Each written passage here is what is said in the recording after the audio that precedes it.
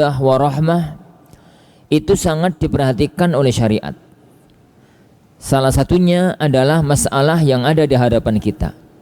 Penghalang-penghalang pernikahan itu nanti akan menjadi pernikahan yang sakinah, mawaddah warahmah. Namanya aib. Namanya aib. Aib dalam pernikahan. Aib dalam pernikahan. Gambaran kasus yang ada di hadapan kita para ikhwah adalah kalau ada seseorang itu yang nikah, seorang laki-laki menikah dengan seorang perempuan. Setelah menikah baru ketahuan kalau ternyata istrinya punya aib, punya cacat. Yang mana aib dan cacatnya itu aib yang besar, aib yang berat, yang pasti akan menghalangi perjalanan kehidupan rumah tangga untuk bisa sakinah, mawaddah warahmah. Maka sang suami boleh untuk menceraikan istrinya dan menarik kembali maharnya. Maka istilahnya itu turot, bukan tutolak. Karena kalau tolak, mahar utuh di tangan istri. Kalau ada seorang laki-laki kemudian dia itu menikahi seorang wanita, dapat 2, 3, 4, 5 bulan, kemudian kok cerai, atau dapat 1-2 hari terus cerai, atau 1-2 jam terus cerai, begitu. Padahal sudah dikumpuli, maka mahar semahal apapun itu tetap menjadi hak seorang istri, nggak boleh ditarik ulang berapapun mahalnya. Padahal kalau kita bicara tentang pernikahan dalam dunia fikih Timur Tengah secara umum, dunia Arab, baik Jazirah, Mesir, Yaman, Syam maupun yang lain, mahar mereka itu bukan kayak mahar negeri kita. Mahar negeri kita itu kan seperangkat alat sholat. Kadang-kadang mahariku kulit gedang atau apa itu. Mahar mereka ya akhwan sejak zaman Rasulullah SAW itu memang sudah mahal kalau dalam tinjauan kita. Jadi para ulama kita kalau menyebut tentang mahar itu kan disunnahkan seorang wanita kalau minta mahar itu jangan terlalu mahal, yang murah saja, karena kemurahan mahar adalah keberkahan seorang wanita. Meniru maharnya Rasulullah hanya 12,5 uqiyah. Rata-rata kita fikir begitu bahasanya, karena dalilnya adalah Rasulullah SAW itu ngasih istri-istrinya mahar murah 12,5 uqiyah. 1 uqiyah itu 40 dirham. 12,5 kali 40 itu 500. 500 dirham berarti 50 dinar. Kalau kita banding, kalau kita bagi 10, kalau kita bagi 12 berarti berapa? Berapa itu? 50 aja lah, ben gak repot ngitungnya, kanggo kalkulator. 50 dinar. 50 dinar kali 4/4. 50 dinar kali 4/4. Kalau kali 4 saja berarti kan 50 kali 4 200 gram emas murni. 1 gramnya 1 juta, berarti 200 juta. Murah. Murah. Antum ngono gak usah nikah, gak patean. 200 juta itu murah. Memang Timur Tengah dari dulu begitu, makanya fikih mahar itu mesti geger, rame. Pembahasan mahar dalam kitab-kitab fikih para ulama itu mesti rame. Kenapa? Angka bukan angka kecil, angka ratusan juta. Lah kalau fikih mahar negeri kita ayem adem tentrem kertora harjo.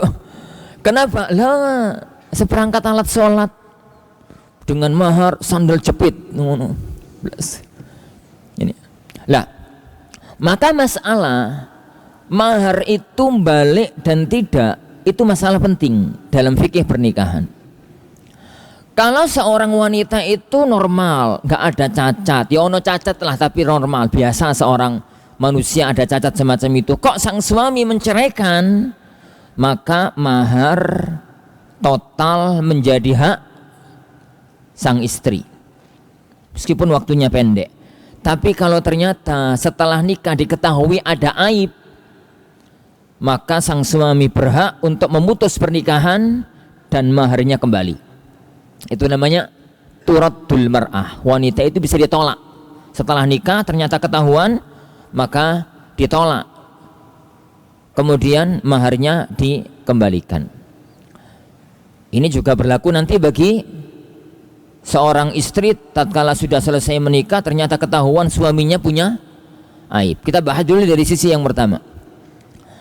Apa saja aib yang menjadikan seorang wanita bisa ditolak setelah pernikahan dan maharnya balik? Yang pertama junun. Yang pertama junun, gila.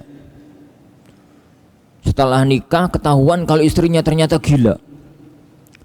Sebelum nikah kan nggak ketahuan. Ini sebenarnya haram bagi wali, nggak ngomong, wajib untuk ngomong. Nah, yani anak bapak yang kamu lamar itu gila, kamu mau toh? Mau pak? Ya wes.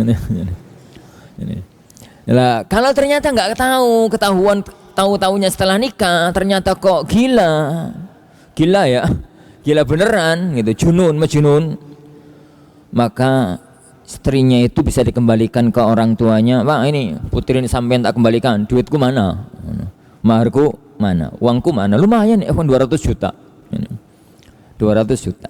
Tape itu yang pertama, gila. Yang kedua juzam dan baros itu penyakit yang menjijikkan, dalam arti seorang laki-laki itu tidak akan mampu merasakan hidup rumah tangga kalau ternyata istrinya semacam itu. Nggak akan mampu untuk bisa bersenang-senang dengan istrinya kalau istrinya semacam itu. Ini penyakit yang paling kondang di zaman dahulu. Satu, juzam itu apa? Lepra, kusta. Lepra sama kusta itu sama toh? Penyakit yang menyerang ujung tubuh menjadi membiru, menghitam, kemudian berguguran, jadi merotoli gitu. Jadi sama akhirnya mungker gitu. Dan yang semisalnya, itu namanya penyakit juzam. Penyakit ini sangat menular. Kalau sang suami mendekati itu ya jijik duluan, kayak lihat opo, lihat genderuwo. Jadi bagaimana mungkin dia bisa sakinah mawaddah warahmah? Bagaimana mungkin bisa menjalankan kehidupan rumah tangga dengan benar kalau kondisi istrinya semacam itu? Ketahuannya setelah nikah, ketahuannya setelah akad nikah baru ketahuan. Adapun baros itu sejenis penyakit kulit. Yang mana kalau seorang terkena penyakit itu orang mendekat kepada dia itu terasa jijik, terasa ya nggak bisa lah kemudian berdekatan, ngobrol bareng, dekat-dekat itu karena lihatnya itu jijik. Al-baros itu penyakit belang, jadi tangan gini ya, itu belang putih, sini hitam, sini putih, bukan putihnya putih beneran ya, putih belang.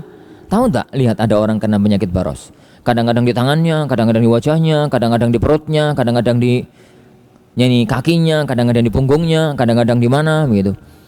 Itu namanya penyakit baros. Dan penyakit baros itu dalam keterangan para ulama dianggap, dalam pandangan ulama secara umum, orang itu kalau punya pasangan yang punya penyakit baros semacam itu, maka dia tidak akan mampu untuk bisa rumah tangganya itu sakinah mawaddah warahmah. Taib. Yang keempat, ar-rotaku. Dijelasin enggak iki? Serapopo lah. Yang ketawa ya. Ar-rotku itu adalah daging lebih yang nutup farji. Jadi seorang wanita itu farjinya ketutup daging sehingga nggak bisa dicumpuli oleh suaminya. Itu rotk. Wis gitu lah, kau usah dibayang Wal qarn, Qarn itu dalam farjinya seorang wanita itu ada tulang. Tulang itu menutup pintu farji, sehingga dia itu hanya bisa pipis tapi nggak bisa dikumpuli oleh seorang laki-laki. Itu namanya qarn. Antum jangan tanya, ono tuh Ustaz, empuh, aku ya orang ngerti. Ini. Ala kulin, itu rat, itu qarn. Itu qarn. Lah, apabila muncul penyakit-penyakit semacam ini, atau yang lebih berat daripada penyakit ini, maka seorang laki-laki bisa mengembalikan istrinya ke orang tuanya, ke walinya, dan maharnya diambil lagi. Itu namanya turatul mar'ah. Gambarannya lebih berat ya akhwan daripada itu. Apa kira-kira penyakit-penyakit baru, penyakit-penyakit modern yang muncul pada zaman sekarang, yang ternyata sekelas ini atau lebih berat daripada ini? Apa? HIV atau apalah gitu ya, penyakit-penyakit modern zaman sekarang yang menyebabkan sakinah, mawaddah, warahmah tidak mungkin bisa terjadi, baik sebabnya itu adalah karena fisik maupun sebabnya itu adalah karena psikologis, kayak gila, kayak apa begitu, dan yang semisalnya. Paridhanazanillahu yakum. Jadi yang semacam itu. Taib. Itu jadi aib-aib yang besar. Adapun aib-aib yang ringan itu nggak bisa. Siapa tuh manusia nggak punya aib? Kalau mau nikah dengan seorang wanita yang nggak punya aib, mati dulu. Antum itu mati dulu, terus masuk surga dulu. Nanti kalau di surga baru nikah sama wanita yang nggak punya aib. Iku nih masuk surga nikah. Kalau selagi kita masih di dunia ya kawan, tidak ada manusia tidak punya cacat, tidak ada manusia tidak punya aib. Rasulullah SAW mengatakan, kamula minar rijali kathir walam yakmul minan nisa illa thalatha. Laki-laki yang sempurna itu banyak. Para nabi, para rasul itu orang-orang sempurna. Walam takmul minan nisa illa thalatha. Tapi wanita yang sempurna itu hanya 3 orang. Dalam sebagian riwayat 4 orang. Yang 3 ini disepakati oleh para ulama. Asiyah, istrinya Fir'aun. Terus Maryam, ibunda Nabiullah Isa. Yang ketiga Khadijah, istrinya Rasulullah SAW. Ini 3 wanita mulia, 3 wanita sempurna. Yang keempat ada perselisihan di kalangan para ulama. Sebagian riwayat menyebut Aisyah, sebagian riwayat menyebut Fatimah. Anggaplah kita ambil semua, berarti kan 5. Asiyah, Maryam, Khadijah, Aisyah, Fatimah. Yang pasti istri sampeyan itu bukan wanita sempurna. Lawang wanita sempurna saja loh, sekelas Aisyah itu ya pernah gegeran karo Rasulullah SAW. Gegeran, tengkar hebat. Kan Rasulullah dalam kisahnya pernah jadi gak wawuh karo istrinya sampai 1 bulan. Ngerti gak wawuh enggak? Ya enggak pernah apa ya? Ya Rasulullah itu pernah ninggalkan rumah sampai 1 bulan. Enggak pulang-pulang. Seingat anak nikah sampai punya 10 anak belum pernah tengkar sama istri sampai sebulan. Ini seingat anak. Nek antum pernah ya monggo ora apa-apa. Sunnah. Bukan ya, bukan. Ini ala kulin ya, Wan. Bukan. Jadi ala kulin. Kenapa? Padahal Aisyah semacam itu. Fatimah sayyidatun nisa'i ahlil jannah. Pemimpin wanita penduduk surga. Gelar yang tidak ada duanya. Sayyidatun nisa' ahlil jannah.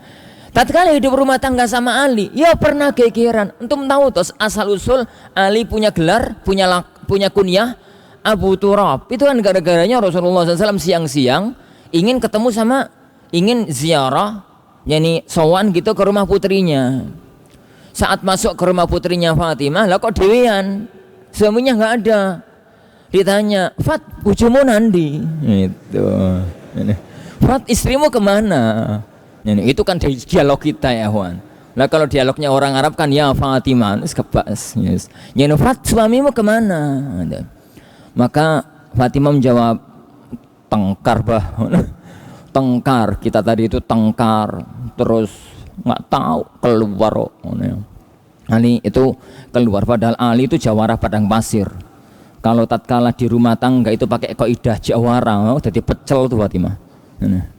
Tapi Ali keluar ke rumah, dicari oleh para sahabat sama Rasulullah, kemudian para sahabat mengetahui kalau Ali itu tidur di masjid, tidur siang-siang ya Wan, di masjid. Kemudian Rasulullah datang melihat Ali itu ya banyak tanah, banyak pasir numbuki tubuhnya. Kalau Rasulullah mengatakan kum ya Abu Turab, bangun kamu wahai Abu Turab. Begitu ya Wan. Itu Fatimah, apa mau istrinya sampeyan teman-teman. Nah, aib-aib yang semacam itu normal dalam kehidupan rumah tangga. Aib yang dipermasalahkan itu adalah aib yang besar, sekelas 5 ini dan yang selevel atau yang di atasnya. Taib. Wa yuraddur rajulu aidan bi khamsati uyub. Seorang laki-laki juga boleh ditolak karena 5 aib. Apa makna laki-laki ditolak? Jadi kalau sudah terjadi akad nikah antara seorang laki-laki dengan seorang wanita, maka hubungan pernikahan antar keduanya itu nggak bisa putus kecuali salah satu dari keduanya mutus. Kalau laki-laki mutusnya dengan jalur menceraikan, tapi konsekuensinya mahar utuh milik istri. Konsekuensinya mahar nggak bisa balik kalau tidak pakai kaidah rot. Adapun kalau dari jalur wanita harus pakai jalur, yang wanita yang kepingin putus harus pakai jalur khulu. Tapi khulu itu kan harus disampaikan ke pengadilan. Pengadilan nanti lihat gugatan istrinya ini benar apa tidak, yani dibenarkan apa tidak. Kalau dibenarkan, maka pengadilan berhak untuk mutus hubungan antar keduanya. Itu. Nah, tapi kalau ada aib ini, maka meskipun tidak jalur khulu, langsung bisa dilepas. Ini hubungan pernikahan antar keduanya. Wanita itu bisa langsung lepas dari ikatan pernikahan sang suami, menjalani masa iddah, kemudian dia bisa menikah kembali. Apa 5 aib itu? Yang pertama junun. Yuk sama tadi gila. Ternyata sang laki-laki gila. Sang suaminya gila. Yang kedua, yang ketiga sama juzam baras. Juzam dan baras. Yang keempat al-jab. Al-jab itu sang suami, yani sang suami itu majbub. Majbub itu maqtu'uz zakar. Maqtu'uz zakar kata. Zakarnya kepotong. Ya kepotong. Lah yang pokok nak kepotong. Dulu pas waktu masih kecil potong sama adiknya gitu kali. Ya. Zakarnya itu kepotong. Bisa jadi nggak punya zakar, bisa jadi punya zakar dulu terus kepotong. Makanya istilahnya itu majbub, maqtu', nggak punya zakar. Maka itu aib, majbub istilahnya. Taib. Wal unnah. Al unnah itu seorang laki-laki punya zakar tapi nggak bisa ngumpuli istrinya. Bahasa kita impoten. Itu unnah. Berarti ya Ikhwan, aib itu ada 5. 3 laki-laki dan perempuan sama, junun, juzam, baros. Yaitu berlaku untuk laki-laki, berlaku untuk perempuan. Yani ada 2 yang itu khusus untuk wanita. Ada 2 yang itu khusus untuk wanita. Yaitu ar-ratq wal qaran. Ada 2 yang itu khusus untuk laki-laki, al-jab wal unnah. Taib, itu yani turaddu, yani al-mar'ah wa yuraddu ar-rajul. Apa dalilnya? Dalilnya, dalil yang nas adalah satu kejadian, yani dalil yang nas adalah satu kejadian tatkala Rasulullah SAW menikah dengan salah satu wanita dari Bani Ghifar. Jadi Rasulullah SAW itu pernah nikah dan cerai lalu tidak dirujuk itu 2 kali. Rasulullah SAW itu nikah 13 kali. Istrinya beliau itu 9.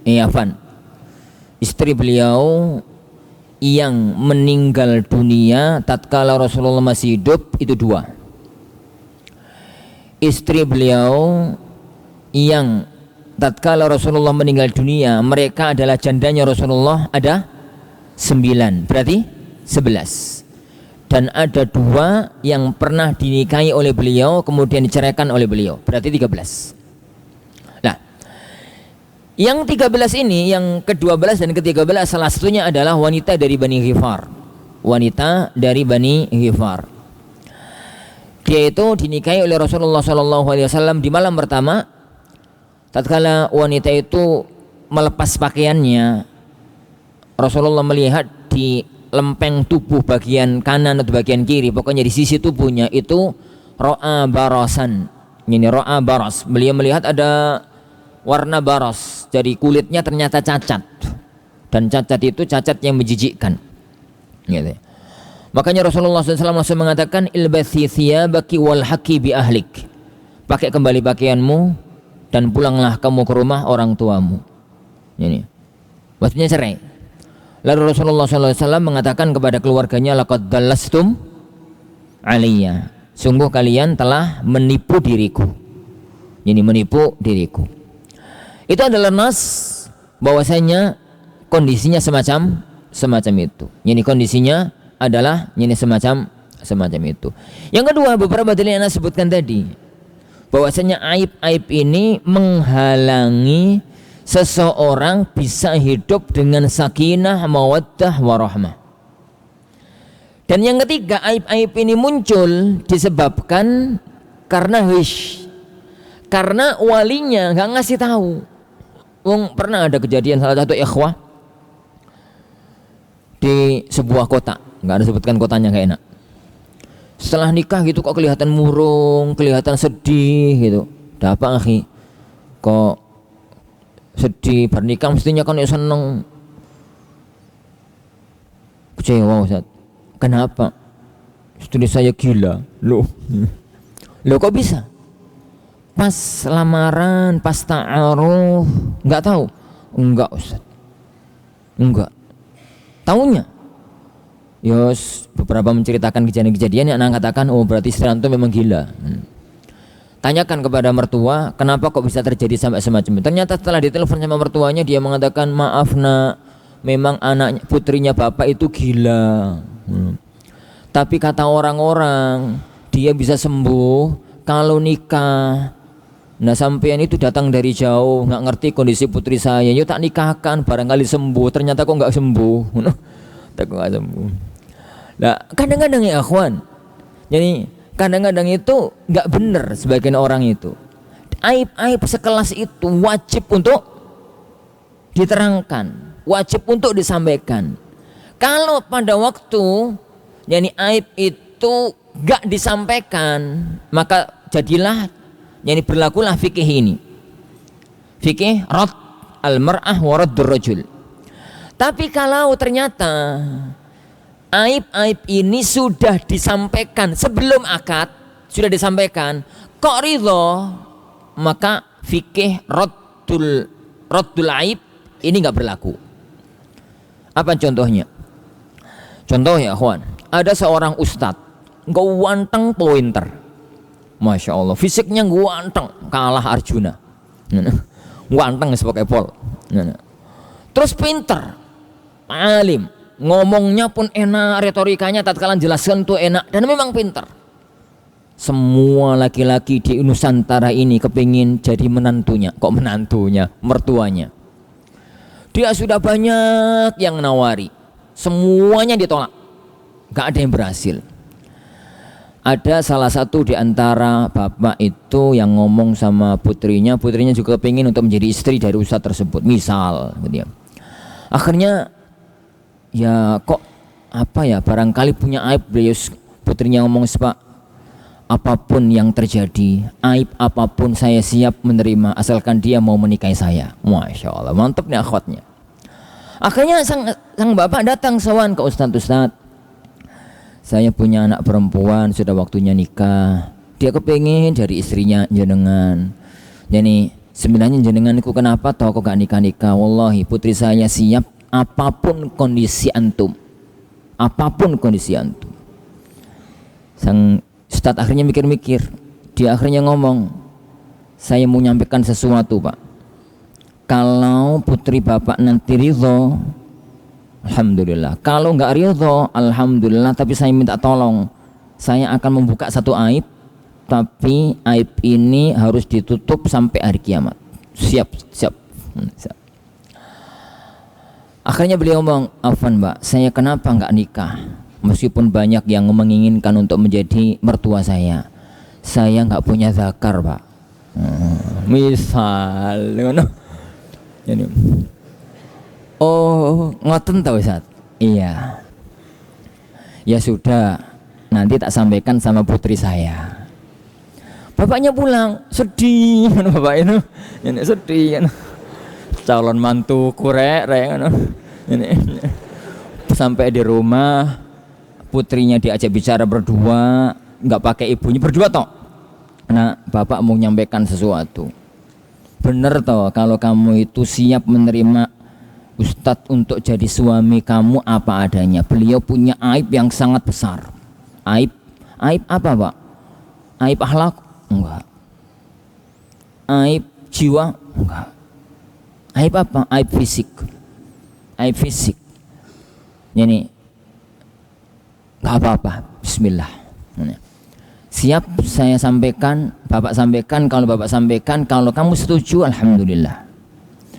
Tapi kalau enggak, tolong aib ini ditutup sampai hari kiamat. Tidak boleh terbuka ke siapapun termasuk ke ibumu. Nggih, Pak. Akhirnya bapaknya ngomong, nah jadi Ustadz itu nggak punya zakar.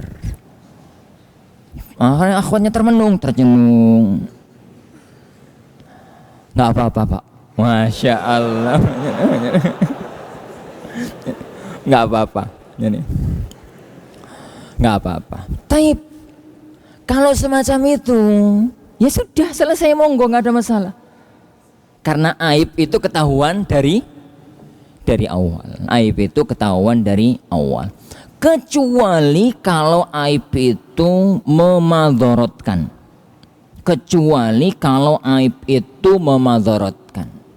Karena kaidahnya kan la dharara wa la dhirar. Apa contohnya ya, ikhwan?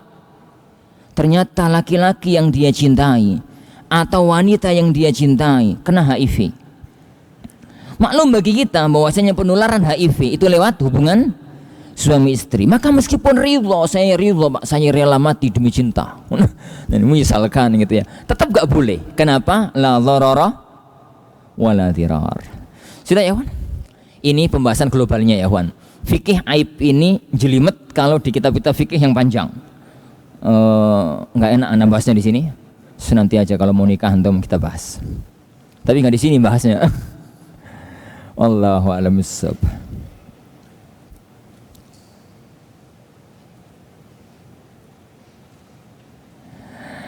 Afwan Ustaz, jika aib tersebut muncul setelah nikah bertahun-tahun, apakah boleh diceraikan dan kembalikan mahar? Tidak.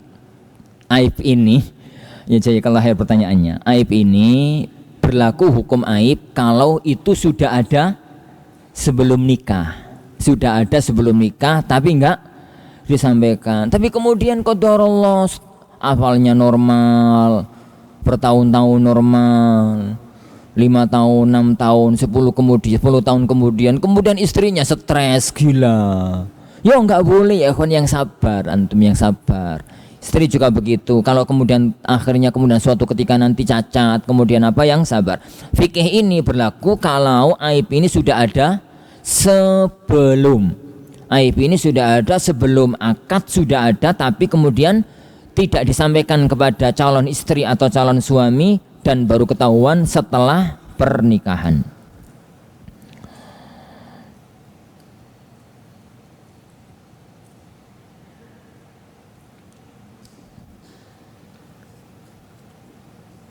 Ini yang anak katakan tadi.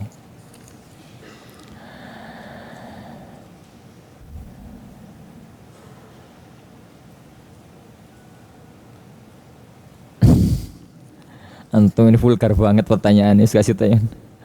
Alakulin ikhwan, enggak usah dibaca. Alakulin, jadi semacam itu fikih yang ada di hadapan kita masalah raddu al-aib ya ikhwan. Tadi satu masalah yang ingin Anda sampaikan sebelum Anda tutup. Enggak mungkin Anda masuk karena biar enggak putus tengah jalan, karena ini kajian terakhir sebelum Ramadan. Kita masuk pada pertemuan ba'da Ramadan insyaallah pada fikih mahar. Intinya Anda katakan ya ikhwan, tidak ada manusia yang enggak punya cacat. Tidak ada manusia tidak punya cacat. Tapi cacat itu dua, cacat normal, yang kedua cacat berat, cacat gak normal. Cacat normal itu tidak berlaku fikih rad, baik itu cacat dalam akhlak maupun cacat dalam fisik. Yang misalkan ya akhwan, pesek, lah pesek itu kan normal tuh, ono wong mancung, ono wong pesek, panu. Ya normal lah, ono panuan, ono wong enggak. Kemudian pemarah, sensitif, baperan, itu kan aib-aib yang normal. Hidup manusia itu normal semacam itu. Maka memang itu lumrah hidup. Memang manusia diciptakan oleh Allah Subhanahu wa taala, kullu bani Adam khata, dan orang itu enggak akan jauh-jauh dari sifat dasarnya, bahan penciptaannya. Dan dengan itu ya ikhwan, antum itu kalau bikin makanan terbuat dari telo, ngerti telo? Ketela gitu loh. Mau diolah model apapun, tetap rasa teloi ada. Manusia itu Allah ciptakan dari 4 unsur. Manusia itu Allah ciptakan dari 4 unsur. Yang pertama turab, tanah. Tanah itu Allah campur dengan air, jadilah tin. Tanah liat. Tanah liat itu campuran air toh. Tanah liat. Tanah liat itu kemudian dibentuk oleh Allah, lalu Allah jadikan fakhar. Apa itu fakhar? Dalam surat Ar-Rahman, kal fakhar. Apa itu fakhar? Fakhar itu cowek, kendi, ulek-ulek, apalagi yang semisalnya. Jadi tanah dibentuk terus dipanaskan, dibakar. Di bawah jerami itu panas sehingga menjadi keras dan memerah, itu fakhar. Berarti manusia itu tanah campur air, terus dilakukan proses pengapian, dipanaskan dengan api, dan tidak ada pengapian tanpa udara. Manusia itu punya 4 unsur, maka manusia tidak akan bisa keluar dari 4 ini. Jadi sebagaimana terangkan oleh para ulama kita, tanah yang Allah jadikan bahan baku Nabi Adam itu semua unsur tanah. Ono tanah merah, ono tanah hitam, ono tanah kuning, ono tanah hijau, ada tanah subur, ada tanah keras, ada tanah ini, ada tanah, semua unsur tanah. Makanya nggak heran ya kawan, manusia itu ada yang lembut kayak air, tapi ada manusia itu masya Allah berapi-api, koyok api. Ada manusia itu koyok tanah, ada manusia itu koyok tanah becek, ada manusia itu kayak tanah keras. Karena sifat dasar manusia nggak akan bisa keluar dari itu. Tapi tidak akan ada yang sempurna, tidak akan ada yang sempurna. Apalagi wanita. Wanita itu diciptakan oleh Allah dari tulang rusuk. Tulang rusuk itu keras, bengkong, campur baur dengan darah dan lemak. Maka wanita tidak akan bisa keluar dari gawan dasar itu. Makanya kalau hidup kemudian cari pasangan yang nggak pernah ada cacat, mati dulu. Antum cari teman yang nggak pernah punya masalah, mati dulu. Di surga baru. Al-Imam Sufyan Tsauri pernah didatangi oleh seseorang. Dia mengatakan, ya Imam, saya minta tolong. Nggih, ada apa? Tolong nasihat saya harus tinggal di mana? Saya mau bikin rumah, saya mau beli tanah, mau bikin rumah. Saya itu pengen tinggal di satu tempat yang semua tetangga saya itu nggak pernah punya masalah. Orangnya bagus-bagus, ya nggak ada dengki, nggak ada marah, nggak ada masalah. Oh gitu toh. Ayo sama saya, tak antar ke tempat itu. Udah antar ke kuburan. Lalu dia mengatakan, kalau kamu kepingin punya tetangga semacam itu, buat rumah di sini nih, di sini. Gak ada ya ikhwan, adanya di dunia, di kuburan. Kalau mau mati dulu, dan itu hanya di surga. Maka itu lumrahnya dalam hidup. Rumah tangga itu mesti semacam itu. Makanya ya ikhwan, antum jangan bayangkan akhwat itu meskipun cadaran kemudian koyok beda dari surga. Mustahil.